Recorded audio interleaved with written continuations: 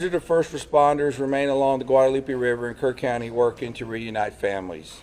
The large search and rescue effort, including local, state, federal, and volunteer agencies, continue.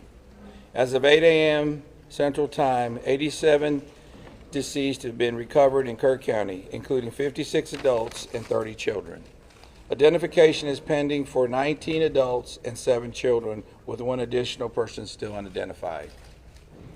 At present, 5 Camp Mystic campers and 1 counselor still remain unaccounted for. We ask private boats to stay off the Guadalupe River to allow search and rescue teams to operate without any interference. This is a tragic time for us. We're so grateful and thankful for all the resources that have been provided to us to do this job. And I can assure you we will not stop until this mission is complete. At this time, I'm going to turn it over to City Mayor.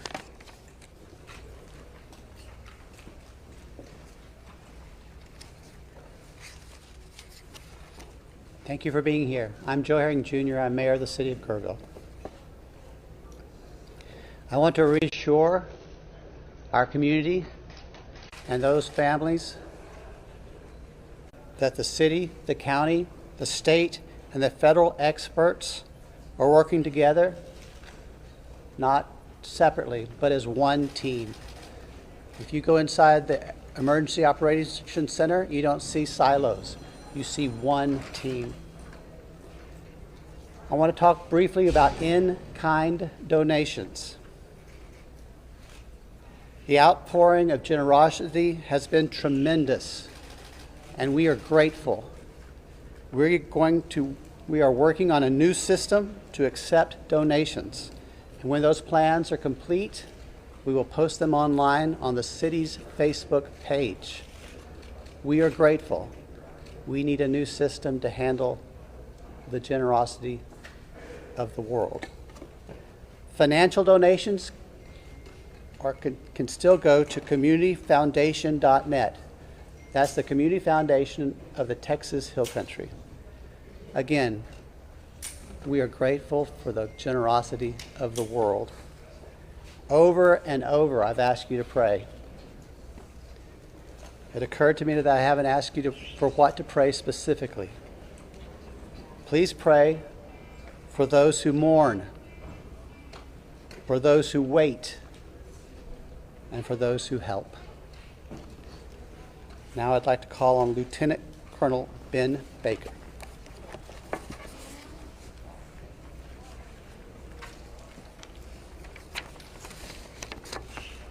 Morning, everyone. Thank you for being here. My name is Ben Baker, Lieutenant Colonel for Texas Game Wardens. I'd like to start out by thanking the Mayor, Sheriff, Chief, our local state partners, Texas Department of Public Safety, and the many others that have responded to this tragic event. We as Texas are strong, and together we face adversity. Your Texas Game Wardens responded in the early mornings of Friday to this tragic event, along with many other local and state partners. Since the early mornings of Friday, your Texas Gamers have had over 300 game wardens in the area, serving the people of the state of Texas and the citizens of Kerr County. Among that, we've searched 26 river miles since the tragic event has started. We've had approximately 444 rescues, 30 recoveries.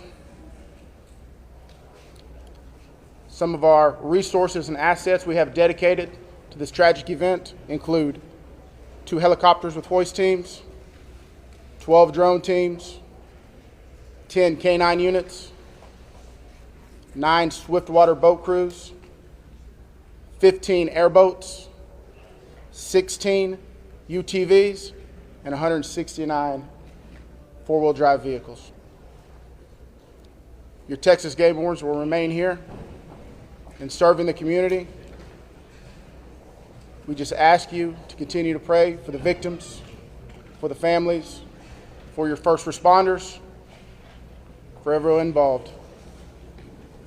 We'll open it up now to questions, if anybody has any. Can you talk about how challenging it is for you guys in the mud, the big trees, what it's been like No, thank you for that question. Extremely challenging. You know, we've got, of course, your Texas game wardens out there, your local, your state partners, Texas Task Force 1. We've got the National Forest Service out there. We've got A&M Forest Service. We've got numerous responders with specialized capabilities where we've got these large pile of debris. And with our canines and you know, when we're trying to make these recoveries, these large piles can be very obstructive. And to get deep into these piles, it's very hazardous. And those specialized teams have to go in there layer by layer because our first responders, also the safety of them is concerned. So it's extremely treacherous, time consuming, it's dirty work, the water's still there. So we're having to go layer by layer, peeling these off to make those recoveries. So we're... What about mentally? Like when you guys stumble across someone who may be deceased, how do you process that? Absolutely. We process it the best we can. We have professionals in place, our crisis intervention team. All the agencies have some members representing there, and officer wellness is a first responder wellness is a key component to these operations. So we're maintaining and monitoring our officer wellness, our first responder wellness. We're making sure they have the support. It's very tragic whenever you see human life, but to see a child and that loss of life is extremely tragic. More rain is expected to come down west of us, and eventually it's going to get down to Guadalupe River. Is that going to put a halt to the searches? And if not, how are you going to change the trajectory of the search and rescue operations? So with the water coming down, that is always a concern, and I'm sure you've been monitoring the last couple of days where we've had some reports of maybe some additional water coming in. Obviously, that's going to impact the search and recovery efforts. You know, us with numerous other agencies do have air capabilities, drone capabilities. We've got numerous fixed wing, rotary helicopters here. So it will alter our patrol patterns and alter our searches, but it won't deter them. Can you outline what specific discussions and actions were taken between the time the first flood emergency alert came in at 1:14 a.m. and then when the river first started flooding, those hours later? What were the specific actions and discussions that happened in those hours? Can you repeat that again, please? Absolutely. I would like to know if you could outline, please, what the specific actions and discussions were that local officials took between 1:14 a.m., that's when the first flood emergency alert came out, and hours later when the river first started flooding. What happened in those hours? What I can tell you, when I was first notified, it was around the 4 to 5 area. One of my sergeants was in dispatch when the first calls started coming in, the actual 911 calls come in. It was between 4 or 5 when I got notified. Okay, but prior to that, in that 3 to 4 area, my understanding is, and we're in the process of trying to put a timeline. You know, that's going to take a little bit of time. As I've told you several times, that is not my priority this time. There's 3 priorities. That's locating the people out there, identifying and notifying the next of kin. That is what I'm taking as my job as sheriff here to do. Okay. With all due respect, sir, I think that the community here is asking these questions. What happened? When did it happen? Was the emergency manager awake at the time? Did they push the button to issue an emergency alert? Sir, it's not that easy when you just push a button, okay? There's a lot more to that. And we've told you several times. So did it happen, sir? I can't tell you at this time, You okay? can't tell me if the emergency manager of the county actually issued an emergency alert. Okay, Sheriff, who Shimon, is just give me a the second to answer Emergency the question. Operations Center? Who Let him runs answer the question. the Emergency I'll come back to you. Operations I ain't going nowhere. Appreciate it. Center? Who runs the Emergency Operations Center? We have a communication center, a dispatch, okay? We have a communication center. That's where the calls actually go to the police department, then they're forwarded to Right, us. but leading up to this, in monitoring the weather, there's, in any large city, in any state, there's an Office of Emergency Management that is monitoring the weather, that is watching and listening and getting briefings. Who was getting those briefings in this city, in this county? Who was receiving that information, and who would have ultimately made the decision to evacuate, hearing what was coming in from the Weather Service and other people? Okay, what we would have done when we get notified, okay, I'm gonna tell you. You're not emergency management though, right? The sheriff's not EOC. No, there is no, I meant as the city. Yeah, I'll do that. So we understand you have many questions. Right, Hang on. right. No, I understand, but you're not gonna answer the question because that's up to the city manager and the mayor to answer those Correct. It's the questions. county emergency. We understand That's you the have judge. many Where is questions. the judge? The judge is not here. We understand that, but right now, this team up here is focused on bringing We people understand that too, home. but there are a number That's of our focus. questions that are All those leading up to questions this. will be answered, but the No. priority right now It seems like you're ducking is bringing the- people home. We totally understand that, and we value the incredible work that is being done by those first responders. We're seeing them out there muddy and sweaty and grinding it out day after day. But your community is asking these questions. And we will get answers. Right Right now, all of our resources are focused You should be able to answer recovery. Who was in charge of the emergency operations center at the time that was getting any briefings? Do we have another question? if any I do. briefings? I think I'd like to focus on what local people can be looking for. We're looking at some erosion in roads and safety in them traveling. What can we tell people who live here right now and what they can do in their daily life? Should they worry about traveling on roads? Do we know anything about that infrastructure? Sure, absolutely. Jonathan Lamb, Kerrville Police Department. So we know that there's substantial road damage.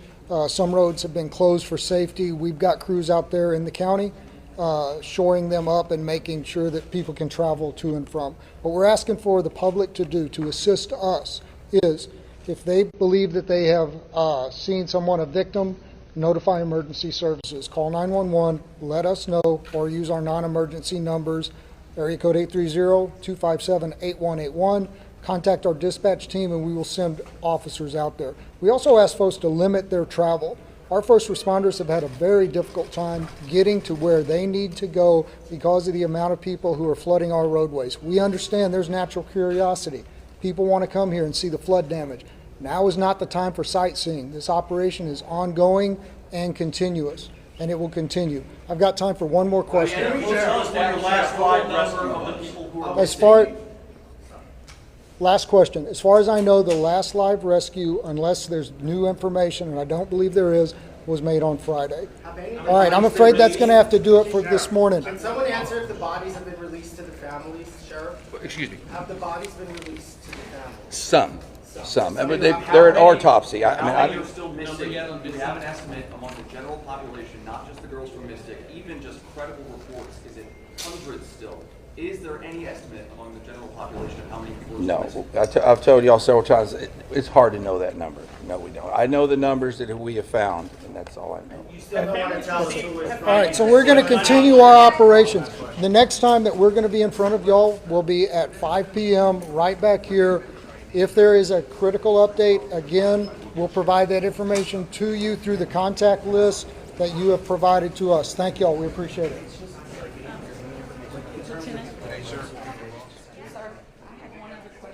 All right, you were just listening to Kerr County officials there holding a news conference to give us updates about the situation so far in central Texas. At this point, we know at least 105 people have been killed because of just a devastating flooding out there in that area. But if you were watching with us, you saw at some point things did get a bit hostile there, with reporters insisting on getting answers to, admittedly, some very important questions about how all of this unfolded. At this moment, I believe we're going to bring back Karen Hua. Is that correct? To talk to us more about what we just heard from that news conference. Karen, what stood out to you from what you heard there? Well, Mugo, first and foremost, this press conference started off emotional like all of the other ones. It seems like with every passing few hours, we get a higher death toll. So that really hits home, knowing how grim and how much grimmer this situation is going to get in the upcoming days as they still search for the missing. Those updated numbers that we have is at least 108 fatalities across the entirety of the state of Texas and 87 deaths here in Kerr County alone. Officials say they searched 26 river miles so far, and take a listen at all these resources they're deploying toward this. They say they've used helicopters, drones, boats, canines, ATVs, and several other resources, as well as agencies from across the country, all gather here to help in this effort. But as you mentioned, the most heated part of the exchange came during the question and answer portion with reporters. For a 5th day in a row, reporters have been trying to ask what the deal was with the emergency alert system. One was the exact timeline of alerts sent. Were they supposed to be sent earlier? Were they sent to allow residents enough time to evacuate? And for the 5th day in a row, the officials' answers have been pretty consistent. They say their priority is still on finding the missing, and they will piece together a timeline and investigate these alerts more. The reason why it's gotten to be the most heated exchange so far is every resident, every person we interview here in Kerrville, in Kerr County, when we ask them, what do you want us to ask the public officials? What do you want us as reporters to ask at these press conferences? Most of them say, we want to hear about what happened with these emergency alerts. So we're trying to get answers from these leaders who represent these taxpayers, these people that they're meant to serve. Yeah, of course. Very important questions that do need to be answered. Karen, you talked about residents. I want to ask about what you're seeing on the ground there when it comes to the community coming together to help those who need it.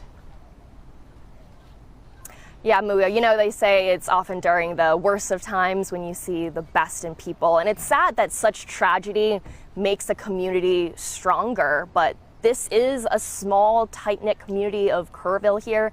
We have many local restaurants, businesses who've stopped their normal operations and just turned themselves into either a warehouse for donations, like stockpiling water, clothes, food.